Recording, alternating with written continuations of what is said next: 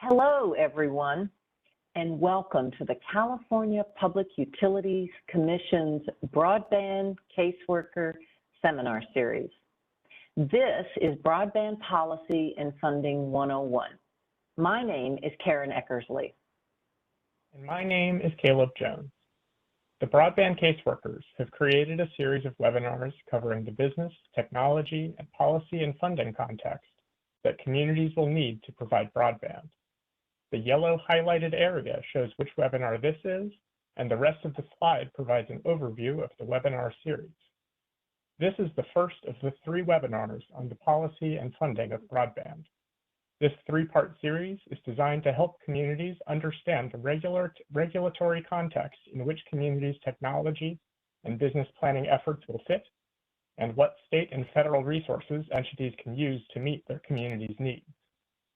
Part 1 of the broadband environment is focused on understanding the role of the state and federal government and introducing the funding opportunities that we will be detailing in the later seminars.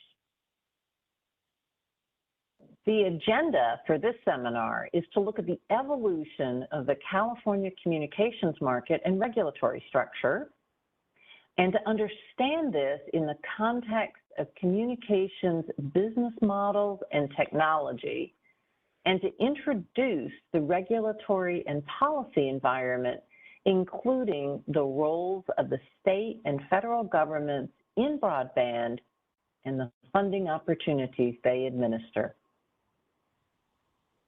We'll start with the evolution of communications in California and work to understand that market and how it ties to the technology and business presentations that we've already shared.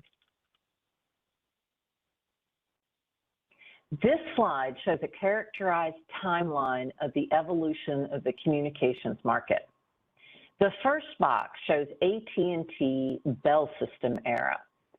Because it would be inefficient to build multiple identical telephone networks just to compete with each other, the communications market in this era was widely considered to be what economists call a natural monopoly. To ensure the natural monopoly served the public interest, state and federal governments protected AT&T from competition in the most profitable areas in exchange for universal service regulations that would make services available to everyone at affordable rates, even in unprofitable areas of the country. The second bubble shows the AT&T era breaking down in the 1980s for 2 reasons. One reason is that new cable and wireless technologies made it possible to compete with the copper wire telephone network. The other reason is that the antitrust arm of the federal government broke up AT&T into a number of regional telephone companies and encouraged these baby bells to compete with the new cable and wireless companies for market share. The third bubble shows the so-called narrowband era of the communications market. In areas with enough population density to support cable TV, cable internet, and DSL upgrades, some communities experienced a brief period of competition, but these technologies didn't make it to everyone. In the 2000s to present bubble, we see today's trend towards greater consolidation in the communications market. Internet service has become essential, and the amount of data that people need has been growing. The high cost of broadband infrastructure results in access and affordability problems, especially in low-income and rural areas. Today, most California households have either 0 or 1 service provider offering reliable internet service at broadband speeds. To be sure all Californians will have affordable access, the state is building a state-owned open access middle mile network and making grants available to communities for last mile connections to their homes and businesses, which is what brings us all here today. I'll pause here for some discussion questions. What are your takeaways about the relationships between technology, the market, and regulation? In what ways does broadband resemble a public utility, such as water or power, and in what ways does it not? The next section is designed to show you the key state and federal agencies, what they do, and how they fit into this larger picture. Historically, regulation of broadband has been relatively light touch compared to voice telephone service and other essential services. The CPUC and FCC's regulations are largely limited to certain consumer protections and public safety regulations. For instance, unlike in water or energy, the CPUC and FCC do not regulate rates, but they do provide lifeline and affordable connectivity program discounts to low-income households. Government agencies have had a more active role in the areas of coordination and facilitation, and going forward, taking a greater role in making grants for the infrastructure and digital equity work that communities need. The state of California has been at the forefront of this issue.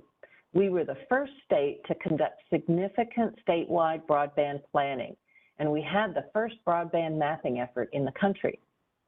The leadership is continuing today in the form of the Broadband for All initiative, which led to the California Broadband Council and the Department of Technology creating a broadband action plan, which focuses on access, affordability, and digital inclusion. The legislature also passed Senate Bill 156, which provides unprecedented resources for middle mile and last mile broadband projects.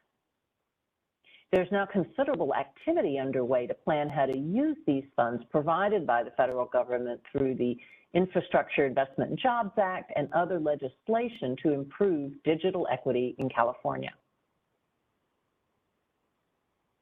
This overview slide summarizes the state agencies working on broadband and the role that they play.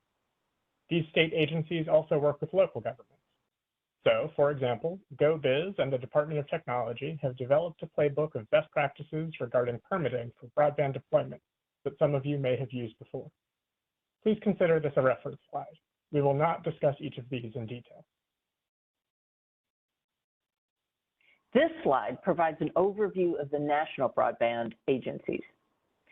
These are the agencies that set the regulations that all internet service providers follow, whether public or private, and these agencies also provide substantial resources and grant opportunities to communities.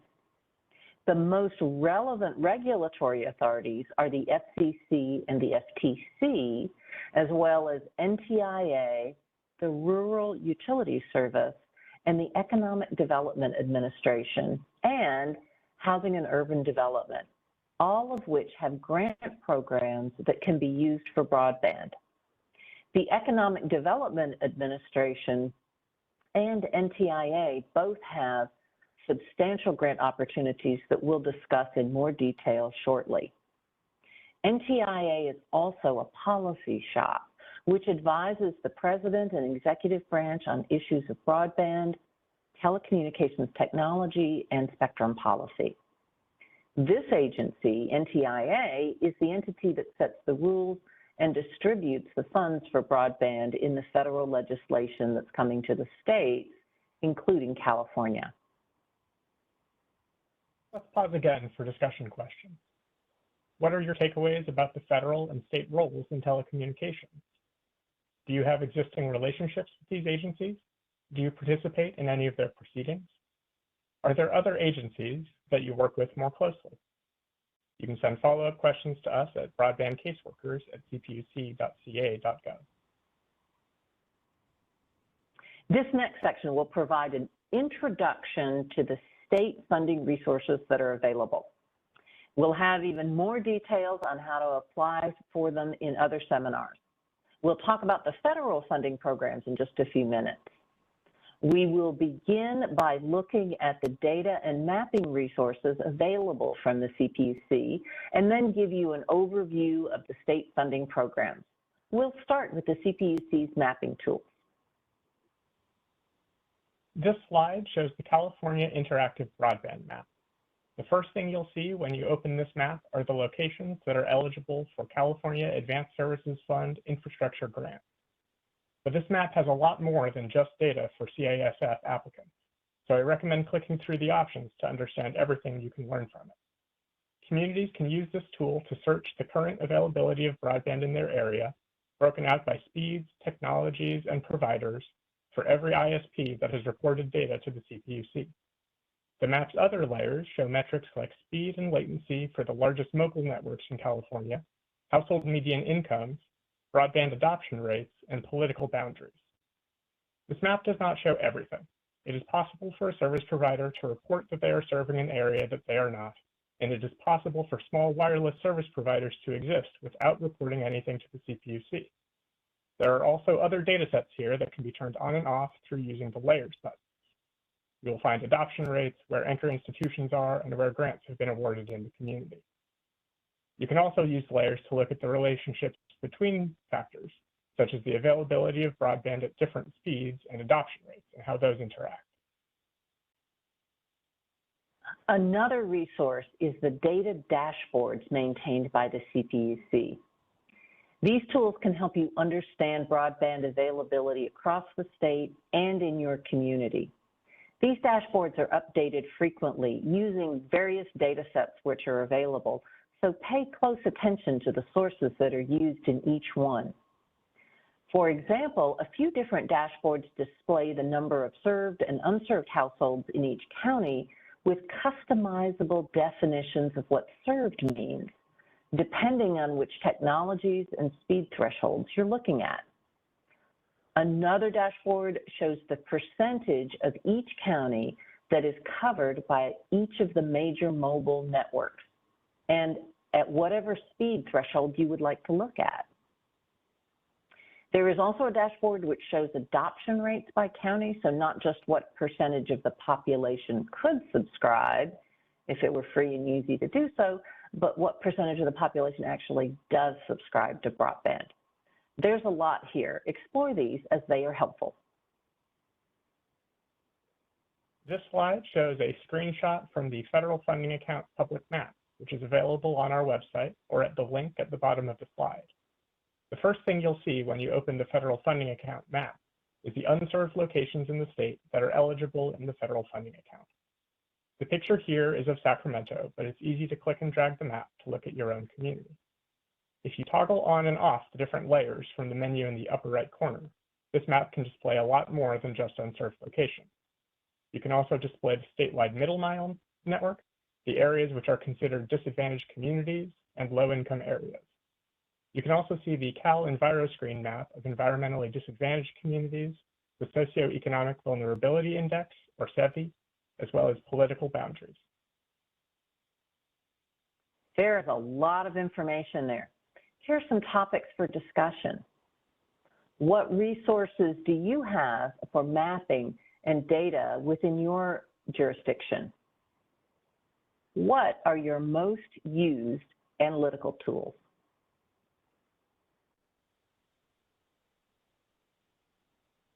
This slide summarizes the CPUC's funding programs and has active links that can be used as a reference slide later. The CPUC is a leading source of funding for broadband in the state of California, using a combination of funding from California and the federal government. There is extensive information about each of these programs on the web pages linked in this slide, but here's the overview. The Federal Funding Account and California Advanced Services Fund's infrastructure account provide grants for broadband infrastructure serving unserved households. The eligibility of locations and program rules are different for these accounts. The Loan Loss Reserve Program helps local agencies issue bonds for broadband infrastructure at better rates than they could get on their own. These enhanced loans can be used even for infrastructure in served areas that are not eligible for grants from the federal funding account. The Local Agency Technical Assistance and Tribal Technical Assistance Programs make grants to tribes and local agencies for planning, engineering, and design work related to broadband infrastructure. The CPUC also operates the California Lifeline program, which can be applied to voice and internet bundles alongside the FCC's Affordable Connectivity Program. And the CPUC also makes grants for broadband adoption and public housing through the California Advanced Services Fund. This slide and the next one provide a summary table of the CPUC's broadband funding programs that communities are eligible for. This slide shows local agency technical assistance, the loan loss reserve details, and the last mile funding account. Here is page 2 of the summary programs. This shows tribal technical assistance and the CASF infrastructure and public housing accounts. More information can be found on the web pages for these programs. The local agency technical assistance program provided grants of up to $1 million for any pre-construction cost related to deploying broadband infrastructure in unserved areas. Example funding for this account included permitting, planning, network design, and environmental review. The program has awarded up to its $50 million limit and is not currently accepting new applications. The status of the account and other program details can be found on the web page. The federal funding last mile account is the biggest state fund available now. The CPUC has published the rules for the federal funding account, as well as a map of the unserved locations that are eligible for grant funding. All unserved locations are eligible, and you can find the most up-to-date information on our webpage. Each of the CPUC programs has different eligibility and rules, so please check before applying or contact us for information. There will be a registered users tool, which has further data and application tools to assist in applying. We are targeting June 2023 for our first application window. The final CPUC funding program is the Loan Loss Reserve Fund. This is another program created by Senate Bill 156.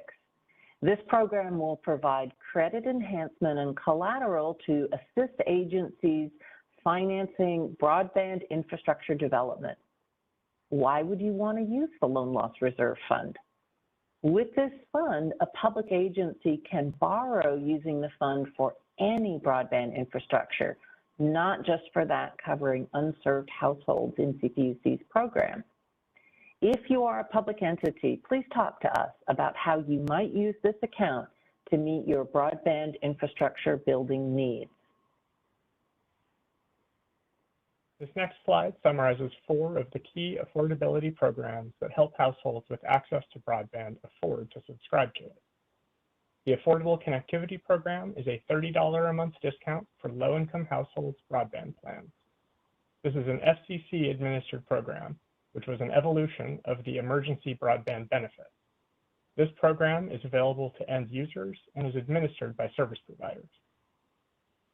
The California Lifeline program provides up to $17.90 per month for a low-income household phone plan, which can be combined with up to $9.25 from Federal Lifeline for a total of $27.15 per month. The Lifeline discount can only be applied to plans that include voice service, but it can be used for plans that bundle voice service with broadband, such as a service plan for a smartphone or a home internet plan that includes either a copper wire or VoIP phone. The California Teleconnect Fund provides discounts of up to 50% additional after E-rate funding for broadband services at schools, libraries, community colleges, government-owned hospitals, and health clinics.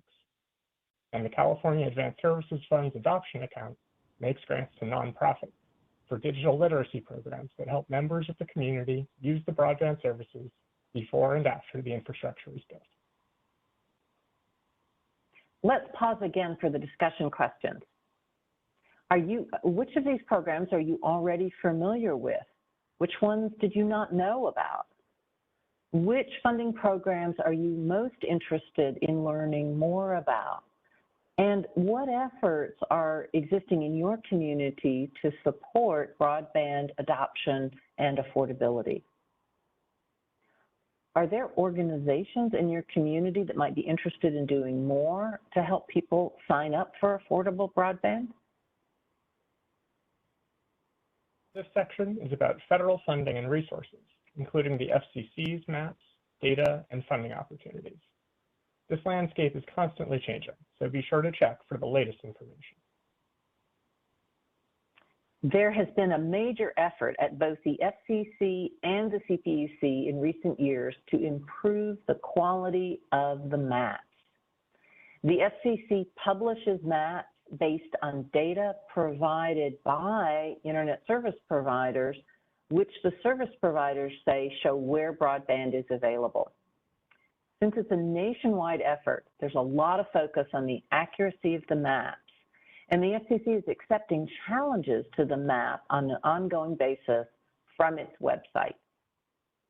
The CPUC has its own validation processes for service in California, and we encourage you all to look at what the FCC maps show for your community and provide feedback to them also. Many important decisions and funding allocations will be based on how many households and locations the FCC believes are unserved in different areas. Households and locations that show up as served on this map may lose out in planning processes for years to come. So it will benefit your community to challenge these maps on behalf of any households and neighborhoods that you know that do not have access to broadband. The FCC maps can be challenged from any location. One does not need to live at the unserved address to indicate that broadband is unavailable. This slide summarizes some of the major sources of federal funding for broadband. The U.S. Department of Agriculture's Rural Utility Services makes loans and grants for telecommunications infrastructure. Communities thinking about broadband in rural areas can also consider the USDA Reconnect program. The National Telecommunications and Information Administration, or NTIA, administers a range of programs as well. The most critical ones in the near term are the Digital Equity and BEAD programs, where funds will flow through the states to subgrantees. We anticipate that the NTIA will administer a competitive series of grants in 2025, which communities should be aware of and prepare for. The Economic Development Administration at the Department of Commerce has programs for broadband infrastructure as well, if those projects can be directly tied to the creation of jobs that would not otherwise be created or maintained. They also have planning and technical assistance programs. The FCC administers the National Affordability Programs, many of which have state counterparts of the CPUC. The Affordable Connectivity Program discounts low-income households' internet bills. Lifeline discounts low-income households' wireline or mobile phone bills and can be applied to a bundle that includes broadband. E-rate discounts the phone and internet bills of schools and libraries, and Healthcare Connect benefits rural healthcare facilities. These programs are accessed by households and institutions, not local governments, but they're an important part of understanding how broadband in your community will be funded, and your entity may already work to help residents access these benefits. This slide provides an introduction to the Broadband Equity Access and Deployment Program, or BEAD. These programs are receiving a lot of attention in California and across the country for the next few years. BEAD is about $42.5 billion that will be distributed among the states according to their share of unserved households based on the FCC maps. The program has three goals: access, affordability, and equity. This program will include infrastructure spending, affordability programs, and digital literacy and training programs, paid for by the federal government, but largely administered by the state programs. The BEAD funds, based on the rules established by the Infrastructure Investment and Jobs Act, will flow through the states, and they will be allocated based on prioritization. The first focus is on locations that are entirely unserved, which in many cases will be located in low density and low income areas. These rules clarify that multifamily buildings with service, but which do not have enough capacity for every household to have service speed, are grant eligible. That's important because it means that a lot of low-income urban areas that look served on a map will get the funding necessary for equitable service. Next, funds will go to underserved locations, which are areas with 25/3 speeds, but less than 120 speeds. This means some internet service is available, but not at the speeds that we expect households to need going into the future. For instance, this might be houses served by DSL or fixed wireless, but not cable or fiber. Finally, if there are still funds remaining, NTIA proposes that the funds go to community anchor institutions. It's not clear how this part of the funding will play out, and it depends on the other parts of the program. BEAD is also about digital equity. Digital equity is a smaller portion of this spending than the access and affordability programs, but this is about $1 billion in spending for needs that mostly haven't been addressed at the federal level before. Digital equity tackles challenges like digital literacy, skills gaps, and households not having the right devices to access the internet. The California Department of Technology is building the state's digital equity plan and are doing outreach and looking for input. This slide provides a quick overview of steps that your community can start taking now to prepare for the BEAD and digital equity grants. It's important to check the FCC maps and start challenging areas that are incorrectly marked as served. To do that, you can do some work ground truthing broadband availability in different neighborhoods of your communities, and get to know what other barriers to broadband adoption you could solve with digital equity grants. If your community already has successful digital equity programs, you can evaluate what could be scaled up or what partnerships you could form with companies and CBOs doing related work in your area. In California, the lead agencies for this process will be the CPUC for BEAD Infrastructure Funds and Planning, and the California Department of Technology for Digital Equity Planning. The CPUC will be developing plans for how to spend those funds through a public process that communities can provide input on. When the plans are approved by the NTIA, there will be a grant program awarding funds over the course of 2024, with development occurring 2025 and beyond. Note how this timing interacts with existing CPUC programs. Your technical assistance and last mile grants in the coming months may be for projects that get further support in coming years from BEAD and digital equity grants. Let's pause again for discussion questions. Does your county already have USDA or EDA broadband funding? How might those work together? What kinds of public outreach is your community preparing for BEAD and digital equity planning processes? What types of data does your community already have that would be helpful for digital equity or infrastructure projects? This is the end of this module. Thank you for listening to this seminar, and let us know when you're ready to schedule the next in the seminar series. This slide shows the next 2 seminars in the Policy Environment series. Level 2 is a deep dive into the data and mapping tools that you have available and some best practices for permitting and other processes. Level 3 will be another deep dive into the grants programs that we have overviewed here, including some tips on the application processes from analysts who have the inside knowledge on the rules and review processes. If you have questions for us or recommendations for topics you would like to see covered in future seminars, or would like to schedule an in-person seminar with us, please email us at broadbandcaseworkers@cpuc.ca.gov. Thank you, and have a great day.